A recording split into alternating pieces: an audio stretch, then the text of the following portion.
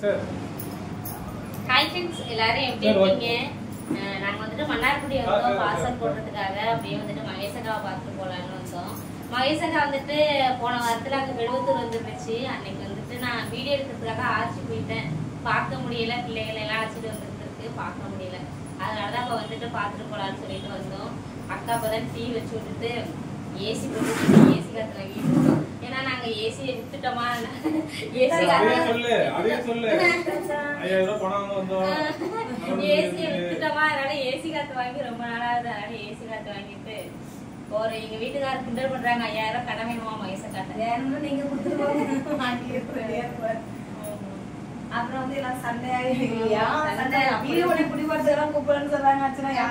அது யாருக்கும் சொல்றேன்னா முதல் நாள் மறுநாளும் வந்தாச்சு.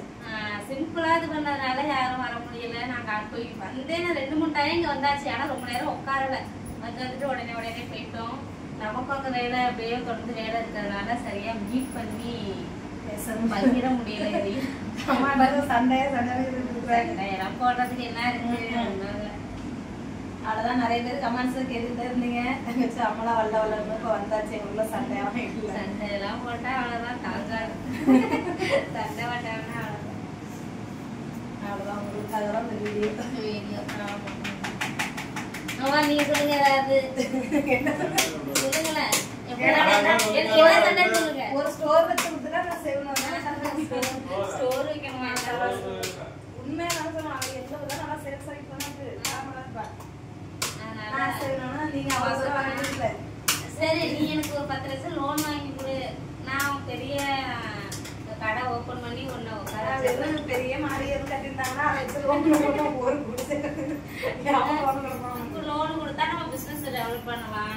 என்ன பண்றது? ரொம்ப பேசுறாங்க. குட்டி கடை குட்டி கடைக்கு குட்டியான அமௌண்ட் வேணும்ல நமக்கு. கடைத்தா தானே பண்ணலாம். கம்மி கடை விட்டுதான் திஞ்சு வேற போது. எந்த கல்யாணம் வருது? இப்பதான் அட்ட முடியறதுக்கும் போனது. நான் போயிட்டு வரேன். அம்மா அது எந்த தனியா வாட்டார் போனோம்னா